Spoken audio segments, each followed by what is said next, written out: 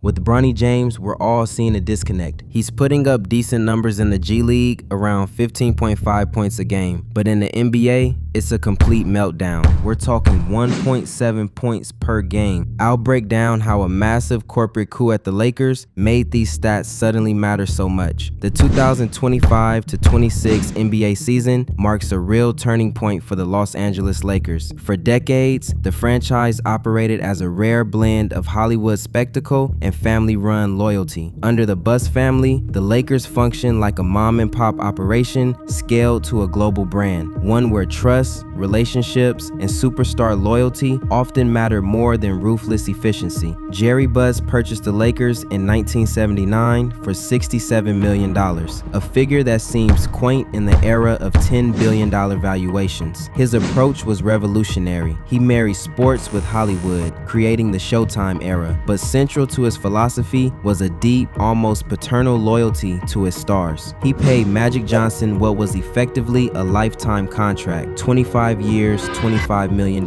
He gave Kobe Bryant a 2-year, $48.5 million extension, effectively as a retirement gift, crippling the team's cap flexibility for 2 years to honor a legend. Jeanie Buss attempted to continue this legacy. The drafting of Bronny James was the ultimate manifestation of this philosophy. It was a move that made zero basketball sense for a contender, using a draft pick and a roster spot on a player who had a cardiac arrest and a mediocre freshman season at USC. But it made perfect sense in the Dr. Buss economy of keeping the star happy. That era appears to be over. The quiet sale of the team to Mark Walter in mid-2025, followed by a decisive pivot toward building around Luka, signaled a clean break from the past. The Lakers didn't just change direction, they severed ties with the values that once defined them. Mark Walter represents the new age of sports ownership, private equity, and hedge fund mentality. As the CEO of Guggenheim Partners, Walter manages assets with the fiduciary responsibility to maximize returns. When he bought the Dodgers, he didn't just spend money, he overhauled the infrastructure. He hired Andrew Friedman from the Tampa Bay Rays, a small market wizard, to run a big market budget. The result was a team that spent money but operated with the efficiency of a lean startup. In the Walter model, there is no room for a Kobe retirement contract. There is certainly no room for a Bronny favor. The firing of Jesse and Joey Buss shortly after the takeover was the first shot fired. It signaled that the family aspect of the business was over. Performance is the only currency accepted now. Nowhere is that shift more evident than in the situation surrounding Bronny James. For much of his short NBA career, Bronny benefited from the immense influence of his father, LeBron James. But with new ownership in place and priorities recalibrated, that protection has faded. What remains is a player whose on-court production hasn't justified his roster spot, especially in an organization that is suddenly far less sentimental. The idea of Bronny as a long-term developmental project is increasingly at odds with the Lakers' new mandate: maximize value, minimize waste. In that context, keeping him comes at a real cost, one measured in missed opportunities to retain or acquire proven contributors like Dorian Finney-Smith. The so-called Bronny James experiment isn't faltering solely because of poor performance, though the numbers are undeniably rough. It's failing because the system that made it possible no longer exists. The Lakers have moved on from the LeBron era and committed fully to the Luka timeline. And with that shift, there's little appetite left for roster decisions rooted in loyalty rather than results. Once insulated by the immense political capital of his father, LeBron James, Bronny's standing within the organization has been eroded by a confluence of geopolitical shifts in ownership and undeniable statistical underperformance on the court. The narrative that Bronny James is a developmental project is increasingly clashing with the new ownership's mandate for efficiency. The protectionist infrastructure that allowed for his drafting has been dismantled by the new regime. The nepotistic allocation of this roster spot is a liability they are no longer willing to subsidize. To really understand the micro dynamics of Bronny James's playing time, you first have to look at the bigger picture. The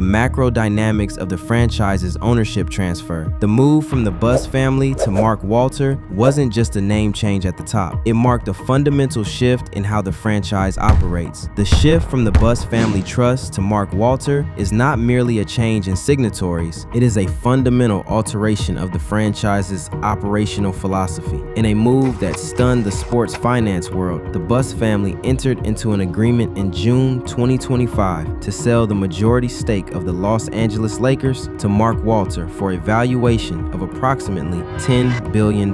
This transaction, the largest ever sale for a sports team, ended the Buss family's majority control, which began in 1979. While Jeannie Buss retained a minority stake and the title of governor for a transitional period, the controlling interest shifted to Walter, the CEO of Guggenheim Partners and owner of the Los Angeles Dodgers. Mark Walter's ownership profile is distinct from the Buss archetype. The Buss family's wealth was almost entirely tied to the valuation of the Lakers, creating a cash-poor, asset-rich dynamic that often hamstrung the team's ability to pay luxury tax penalties or absorb massive financial losses for the sake of marginal roster improvements. In contrast, Walter operates with the financial might of Guggenheim Partners, controlling over $325 billion in assets. His tenure with the Dodgers has been defined by a ruthless commitment to analytics, player development, and efficiency. Under Walter, the Dodgers do not make roster decisions based on sentimentality or legacy. This philosophical shift poses an immediate threat to the tenure of Bronny James. The selection of Bronny in the 2024 draft was widely interpreted as a concession to LeBron James, a move rooted in the Buss family's tradition of appeasing their superstars to maintain relationships. Mark Walter, however, has no such historical debt to LeBron James. His entry into the franchise coincides with a cleaning of the house, including the termination of key Buss family associates in the scouting department. This suggests that the new regime views the nepotism of the previous era as an inefficiency to be corrected rather than a tradition to be upheld. The friction between the new ownership and the James camp was laid bare in the procedural handling of the sale itself. In a deviation from standard protocol for a franchise cornerstone, LeBron James was reportedly blindsided by the news of the sale. Reports confirm that while the Buss family agreed to the deal on June 18, 2025, LeBron James was not informed by the organization and learned of the transaction through his representation and media reports. Crucially, the organization did not keep all its stars in the dark. The newly acquired centerpiece of the franchise was given a heads up regarding the sale and subsequently posted congratulations on social media. This disparity in communication is a powerful signal of the franchise's new hierarchy. The exclusion of LeBron James from this critical information loop suggests that the organization no longer views him as a partner in decision-making. In the previous player empowerment era fostered by Jeannie Buss, LeBron's voice was arguably the loudest in the room. Under Mark Walter, silence, specifically the silence directed at LeBron, speaks volumes. This loss of political capital directly impacts Bronny James, whose roster security was implicitly tied to his father's influence. If LeBron cannot even command the respect of a phone call regarding the sale of the team, he certainly cannot command the allocation of minutes for an underperforming rookie. Further cementing LeBron's diminished status is the contract standoff. Despite opting into his $52.6 million player option for the 2025 to 26 season, LeBron James did not receive a contract extension offer from the Lakers in the offseason. This decision leaves the NBA's all-time leading scorer as an unrestricted free agent in the summer of 2026, effectively making him a lame duck superstar. This refusal to extend is consistent with Mark Walter's analytical approach. Paying a 41-year-old player a maximum contract, regardless of his historic stature, is a cap inefficiency that limits the team's ability to build around Luka. The lack of a long-term commitment to LeBron removes the incentive to keep the family happy. In a transactional relationship, the Lakers are extracting the remaining value from LeBron's contract while simultaneously preparing for his departure, a departure that would almost certainly necessitate the removal of Bronny James from the roster. The core idea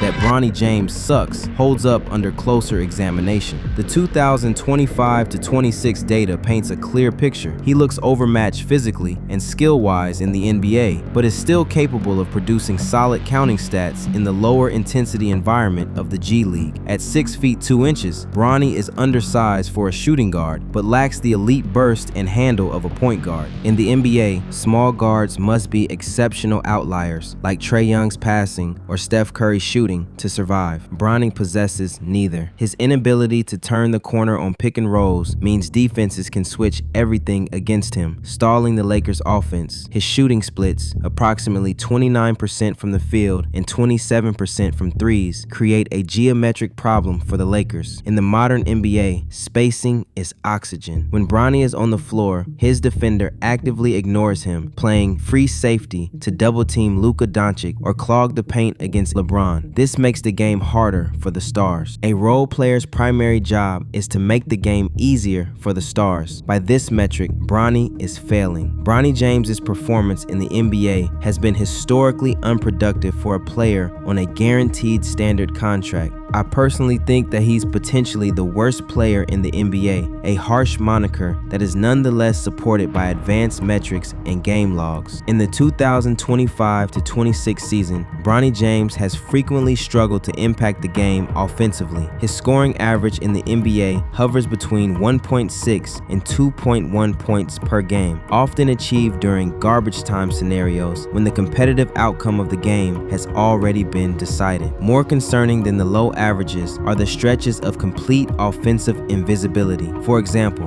in a game against the Portland Trail Blazers, Bronny played 20 minutes, a significant sample size for a rotation player, and recorded 0 points on 0 of 2 shooting. This inability to score in extended minutes highlights a fundamental lack of shot creation ability and an inability to operate off the ball effectively, suggesting that even when he is on the floor, his contributions in rebounding, assisting, and defending do not outweigh his shooting inefficiencies and turnovers. It's totally weird to me to see a 6' 1" guard who can't shoot and doesn't possess any playmaking ability, who is also average on the defensive end, out in the NBA playing. It's truly perplexing, some Black Mirror shit if you ask me. In contrast to his NBA struggles, Bronny James has posted respectable numbers with the South Bay Lakers, the G League affiliate. Do not interpret these statistics as proof of NBA readiness. This phenomenon is often seen by all of us, I surmise. It's someone who excels in the minor leagues but fails in the majors. In the G League, Bronny is tasked as a primary ball handler, allowing him to play through mistakes and find a rhythm. In the NBA, playing alongside high-usage stars like Luka and LeBron James, he must be effective without the ball, a skill set he has not demonstrated. The G League defensive schemes are significantly less complex and physically demanding than the NBA. The open looks he receives in South Bay simply do not exist in the NBA. The disparity between his G League success and NBA failure validates the position that he is not currently an NBA caliber player. His presence on the active roster, therefore, is not a basketball decision, but a vestige of the political influence his father no longer wields. The most critical argument against Bronny James' continued presence on the Lakers roster is the concept of opportunity cost. In a salary cap league with punitive luxury tax tiers, the aprons, every roster spot is a valuable asset that must yield a return on investment. By allocating a spot to a development project who cannot play, the Lakers effectively handcuff themselves during a crucial free agency window. The 2025 offseason presented a specific, tangible example of this opportunity cost: the loss of Dorian Finney-Smith. DFS is a veteran 3-and-D wing who fits the archetype of the perfect role player for a Luka-led team. He defends multiple positions, spaces the floor, and does not require the ball. Finney-Smith declined his player option, entering free agency. Reports confirmed that he was interested in returning to the Lakers. The Lakers, constrained by the hard cap and roster limits, could not offer a competitive package. DFS subsequently signed a 4-year deal with the Houston Rockets. I argue that the roster spot and financial flexibility consumed by Bronny James on a guaranteed deal contributed to the rigidity that prevented the Lakers from retaining Finney-Smith. While Bronny's salary alone was not the sole inhibitor, the accumulation of dead-weight roster spots limits a general manager's ability to execute sign and trades or use exceptions. The loss of Finney-Smith is described as a punch to the gut for the Lakers' championship aspirations. It highlights the tangible damage caused by prioritizing nepotism over roster utility. The Lakers are now forced to rely on unproven players like Jake LaRavia Philadelphia or manage the injury-prone Jared Vanderbilt to fill the void left by DFS, a void that exists partially because the 15th roster spot is occupied by a player who cannot contribute. Bronny James's marginal role is less about him and more about the Lakers' direction. The franchise has closed the book on the LeBron era and turned fully toward Luka. Building around Luka requires a specific roster construction: shooters, defenders, and lob threats. It does not require a ball-dominant, non-shooting guard project like Bronny James. The two-timeline approach, trying to win with LeBron while developing Bronny, has been abandoned. The Lakers are now in a one-timeline reality,